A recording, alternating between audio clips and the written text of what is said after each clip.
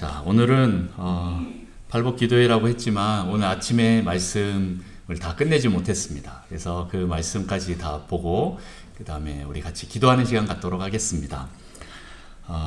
온유한 자는 행복합니다 하면서 팔복의 이제 세 번째 시간을 오늘 보내고 있습니다. 오늘 말씀 다 아침에 다 오셔서 기억나시죠? 네. 온유함이라는 것은 우리가 온순한 것과 좀 다르다라고 했습니다. 선천적인 그런 기질과 다른 온유함은 후천적으로 만들어지는 훈련되는 그런 성품이다라는 것을 얘기했습니다. 헬라어로 프라우스라는 것은 하나의 힘이 잘 분해되어 인격의 전체에 부드럽게 조화되는 그런 상태. 다시 말해서 연약하고 무능한 그런 상태가 아니라 자기 안에 있는 이 강한 힘이 있지만 잘 훈련받아서 필요한 것에 유익하게 사용할 줄 아는 그런 상태라고 말씀을 드렸습니다. 그래서 야생마를 길들이거나 아니면 다윗이나 예수님에 대한 그리고 또 온유함의 대명사, 그 모세의 삶을 통해서 온유함이 어떤 것인지 살펴봤습니다. 우리가 생각하고 있는 그런 온순함하고 좀 다르죠. 네, 자기의 생각과 자기의 뜻이 아니라 오직 하나님의 뜻대로 그렇게 예스, 주님이 말씀하시면 예스 하고 따라가는 그 상태를 말하고 있는 것입니다. 이 온유함의 방법에 대해서 말씀드렸습니다. 첫 번째는 뭐라고 했죠? 판단보류라고 했습니다. 판단보류를 할 때 여러분들이 먼저 영적 순발력이 있어야 됩니다. 어떤 일들을 딱 닥쳤을 때 그때 주님 어떻게 해야 되죠? 이것을 통해서 저에게 말씀하시고자 하는 것이 무엇이죠? 하고 주님 앞에 엎드리는 그 영적 순발력과 이 판단보류가 있어야 이 온유함의 심령을 가질 수가 있는 것입니다. 그래서 계속적으로 우리는 훈련이 필요하다라고 말씀드렸고요. 또한 이 온유함은 성령의 열매이기 때문에 성령 충만할 때 가질 수 있는 것입니다.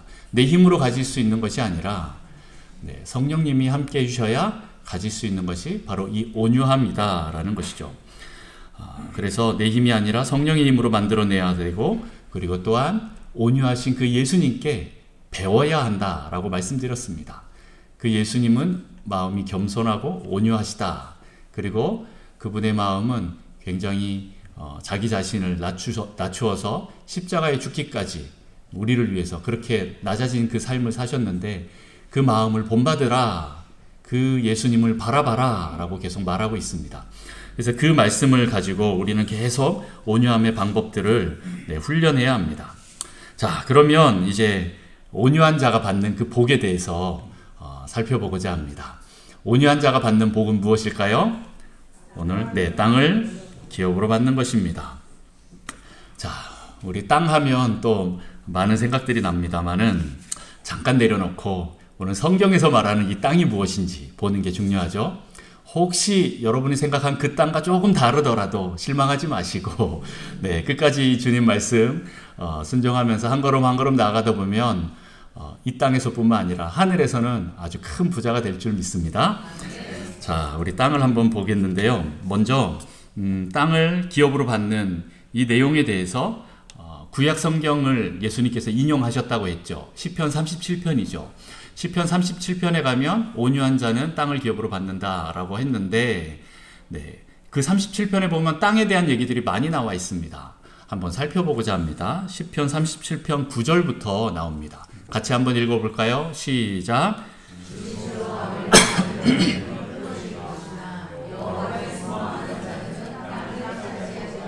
아멘. 여호와를 소망하는 자들은 땅을 차지한다 라고 나옵니다. 11절도 있습니다. 11절 같이 읽어봅니다. 시작. 그러나 온유한 자들은 차지하며 풍성한 화평으로 즐거워하리로다. 오늘 아침 본 말씀이죠. 22절에도 또 나옵니다. 시작. 주의 복을 받은 자들은 땅을 차지하고 주의 저주를 받은 자들은 끊어지리로다.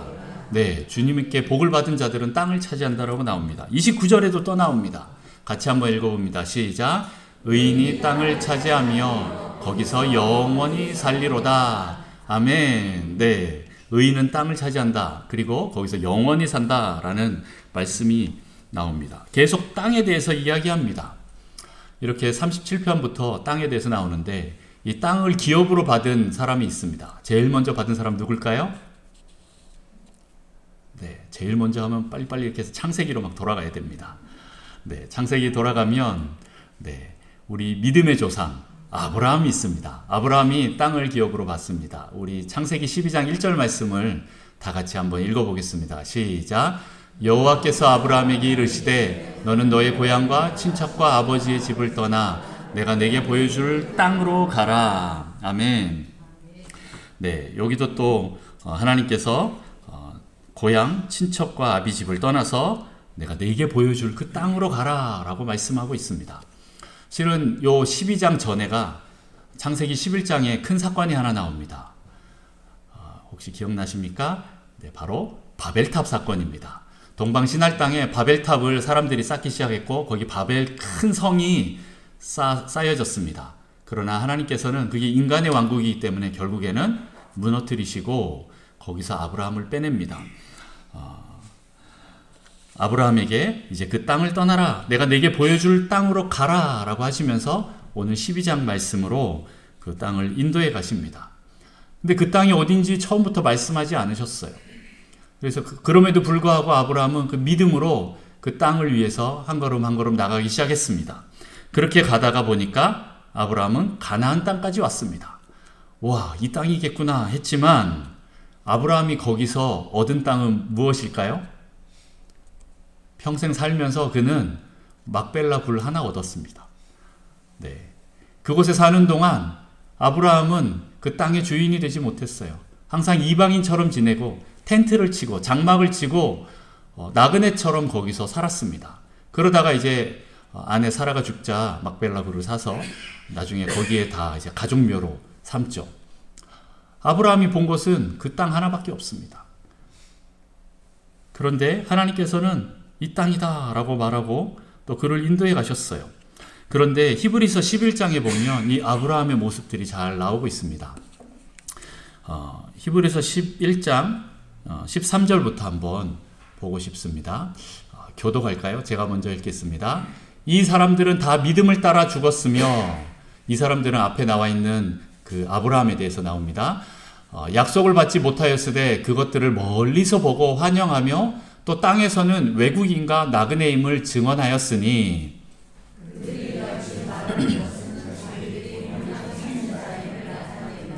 그들이 나온 바 본향을 생각하였더라면, 여기서 본향은 갈대아 우르겠죠. 돌아갈 기회가 있었으려니와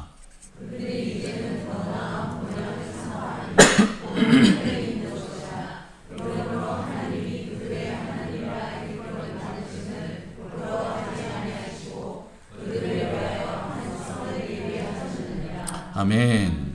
네, 이들은 믿음으로 약속하신 땅을 바라봤다라고 나옵니다.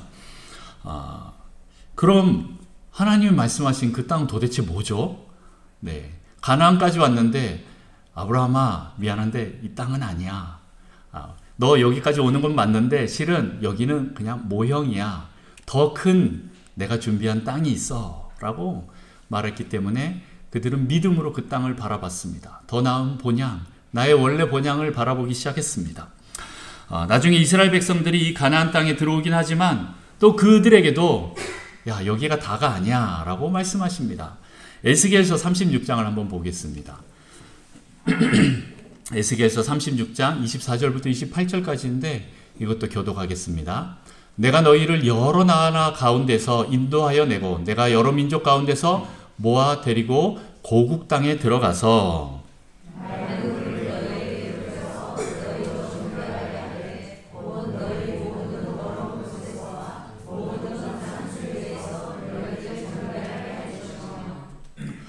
또 새 영을 너희 속에 두고 새 마음을 너희에게 주되 너희 육신에서 굳은 마음을 제거하고 부드러운 마음을 줄 것이며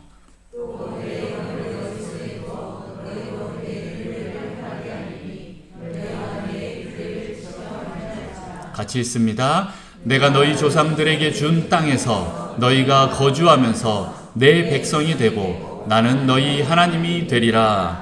아멘. 오늘 여기 24절에 보면 고국 땅이 나오는데 옛날 번역을 보면 고토라고 나옵니다. 도대체 이 고토가 뭘까? 실은 고향 땅을 의미하는 거죠. 네. 이스라엘 백성들이 지금 어디에 있습니까? 지금 가나안 땅에 있어요. 이렇게 가나안 땅에 있는데 하나님께서는 다시 고향 땅에 대해서, 고국에 대해서 얘기하고 있습니다. 그리고 내가 너희 열조에게 준 땅에 너희가 거하여 내 백성이 되고 나는 너희 하나님이 되리라 라고 말씀하고 있는 겁니다. 아니, 여기가 아니었나요? 네, 이스라엘 백성들에게도 하나님께서는 얘들아, 여기까지 오는 건 맞는데 더 원래 땅이 있단다 라고 말하고 있는 것입니다. 지금 이스라엘이 거하고 있는 이 가나안이 아닌 열조, 우리 선조들에게 준 그 땅으로 인도하겠다고 하나님께서 말씀하시는 것입니다. 그리고 거기서 우리는 하나님의 백성이 되고 하나님은 우리의 하나님이 되시겠다 합니다. 바로 여기가 어디죠? 네, 이사야 65장에 보면 또 이런 말씀이 나옵니다. 이사야 65장 17절부터 19절까지 말씀입니다. 이것도 한 절씩 교독하겠습니다. 보라, 내가 새하늘과 새 땅을 창조하나니 이전 것은 기억되거나 마음에 생각나지 아니할 것이라.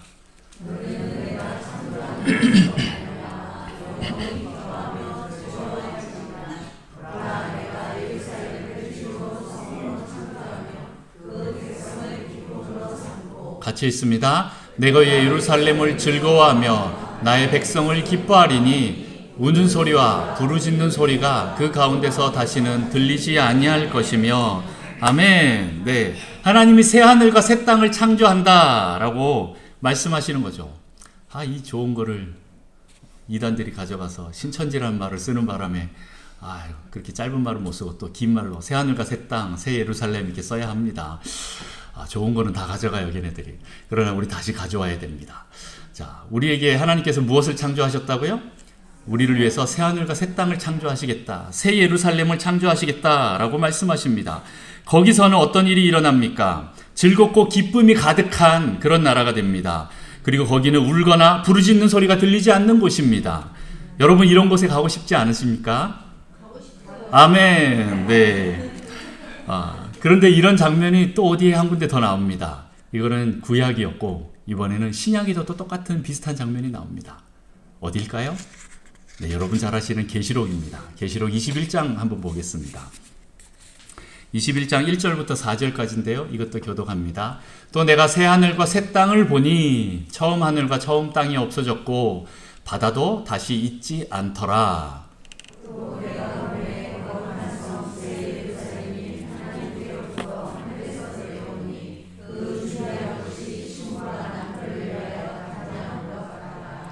내가 들으니 보좌에서 큰 음성이 나서 이르되 보라, 하나님의 장막이 사람들과 함께 있음에 하나님이 그들과 함께 계시리니 그들은 하나님의 백성이 되고 하나님은 친히 그들과 함께 계셔서 모든 눈물을 그 눈에서 닦아주시니 다시는 사망이 없고 애통하는 것이나 곡하는 것이나 아픈 것이 다시 있지 아니하리니 처음 것들이 다 지나갔음이러라.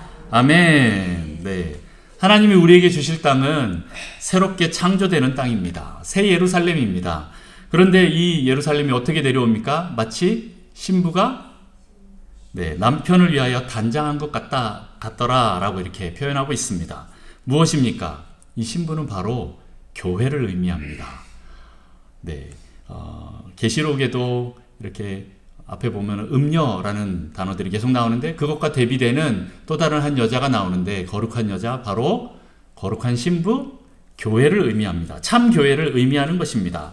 그래서 3절, 우리는 하나님의 백성이 되고 하나님은 우리와 함께 하십니다. 그리고 더 이상 눈물이나 애통이나 또 곡하는 것이나 아픈 것이 있지 않다고 합니다. 할렐루야.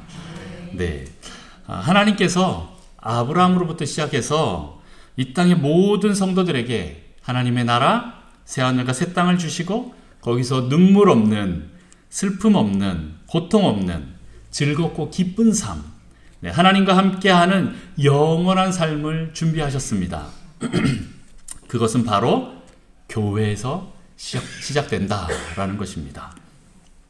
네, 구약에서는 이 땅은 실제적인 기업이었지만 신약에 들어서는 바로 이 땅이 무엇이라고요? 교회이면서 사람이다 라고 하는 것입니다. 다시 말해서 오늘 온유한 자는 땅을 기업으로 받는다 라고 하는 것은 이 땅은 무엇입니까? 바로 사람을 의미하는 것입니다. 여러분 혹시 교회가 건물이라고 생각하십니까? 아닙니다. 이 안에 들어와 있는 여러분들이 바로 교회입니다. 네, 여러분들이 하나님의 교회입니다. 하나님 나라가 어디서 시작됩니까? 하나님 왕국의 요건 예전에 제가 말씀드렸죠. 첫 번째, 왕국이 되려면 첫 번째 왕이 있어야 됩니다. 두 번째, 네, 왕권, 다스림, 통치하심이 있어야 됩니다. 세 번째, 네, 백성이 있어야 합니다. 네. 이 백성은요, 바로 영토가 되는 것입니다. 하나님 나라의 땅이 되는 것입니다. 여러분 이런 말 혹시 들어보셨습니까? 하나님은 어디에든 다 계신다. 무소부재하신 하나님이십니다. 그러나 하나님이 거하시지 않는 한 군데가 있는데 거기는 어딜까요? 바로 타락한 인간의 마음입니다. 다른 데 다 있을 수 있는데 타락한 인간의 그 마음만은 하나님이 계실 수 없다라고 표현하는 것을 보면 바로 우리 인간이 네, 하나님의 그 통치하시는 그런 영토다라는 것을 또 반증하는 것입니다. 그 마음이 바뀌어서 하나님의 그 통치하심 가운데 들어가면 거기가 어떻게 되나요? 하나님이 거하시는 곳이 되고 하나님이 다스리는 곳이 되고 그것이 바로 하나님의 왕국이 되는 것입니다. 하나님 나라가 되는 것입니다. 여러분의 마음이 예수님을 왕으로 모시고 있다면 거기가 하나님 나라가 시작되는 곳입니다. 그리고 이 백성들이 모인 것이 바로 교회입니다. 교회는 하나님의 다스림이 있는 곳입니다. 하나님의 통치, 인도하심이 있는 곳입니다. 그렇기에 온유한 자만, 하나님의 다스림에 순종하는 자만, 겸손한 자만 들어갈 수 있는 곳입니다. 하나님 나라는 이 땅에서부터 시작하여서 주님이 다시 오시면 영원히 완성되는 나라입니다. 자, 여러분, 온유한 자는 사람을 기업으로 얻습니다. 온유한 자는 리더가 되어서 다른 사람을 관리하는 자가 됩니다. 하나님은 우리가 이 모세와 같이 다른 사람들을 다 관리하는 또 다스리는 또 리더가 되기를 원하십니다. 사람 낚는 어부가 되기를 원하신다라는 것이죠. 여러분 천년왕국에서 우리가 할 일은 무엇인 줄 아십니까? 왕노릇하는 것입니다. 네, 들어보셨죠? 그러면 우리가 왕노릇한다 생각하면 어떤 생각을 합니까? 다른 사람 위에 군림한다 라고 생각할 수도 있겠죠. 그러나 이것은 네, 세상의 방법입니다. 천국은 어떻습니까? 천년왕국에서는 어떻게 왕노릇합니까? 우리 보통 왕노릇하면 야 이거 가져와라 그러면 예이 하고 신하들이 막 가져오는 그런 장면을 생각합니다. 와 얼마나 편하겠냐 막 이렇게 생각할 수도 있는데 그러면 거긴 더 이상 천국이 아니죠. 네, 여러분이 아는 그 천국이 우리의 세상의 천국과 다릅니다. 거기서 왕노릇하는 사람들은 그 백성들을 사랑으로 섬김으로 그들을 다스리는 것입니다. 군림하여 다스리는 것이 아닙니다. 이 연약한 자들을 더 성장시켜서 하나님을 진정으로 사랑할 수 있도록 만들어가는 것이 이 왕이 할 일이라 하는 것입니다. 그래서 왕이 리더가 되어서 왕이 되어서 할 일은 이 연약한 자들을 돌봐서 성장시키는 것입니다. 더 거룩해 하여서 그들이 잘할 수 있도록 도와주는 일을 합니다. 그것은 바로 섬김의 리더십이다라는 것입니다. 자, 이렇게 팔복의 심령은요, 이러한 사람들의 마음을 갈아엎어서 옥토가 되게 하고요, 그 옥토 위에 성령의 열매를 맺게 하는 것입니다. 여러분, 땅끝에서 주님을 맞이할 때 우리는 주님께 드릴 그 열매, 영혼들을 드려야 합니다. 온유한 자가 영혼을 얻습니다. 이 열매를 주님 오실 때 우리는 다 드려야 합니다. 온유한 자가 교회를 이룹니다. 이 하나님 나라를 주님 오실 때 드려야 합니다. 거룩한 신부로 준비시켜서 하나님께 드리는 이 일을 하는 자들이 나중에 천년왕국에 가서 왕노릇 할 수 있다라는 것입니다. 자, 정리하겠습니다. 오늘 제일 마지막 주보 마지막을 같이 한번 읽어보겠습니다. 마지막 문단을 한번 같이 읽어봅니다. 시작. 어떤 일이 닥칠 때 영적 순발력을 발휘해서 판단 보류함으로 내 생각, 감정으로 움직이지 않고 하나님의 뜻을 구하고 하나님의 움직임에 같이 움직이는 것이 온유한 자이다. 이런 자들은 리더가 되어 사람과 교회를 얻는다. 아멘. 우리 모두 온유한 자가 되어서 하나님의 나라를 유업으로 받는 성도 되시기를 축복합니다.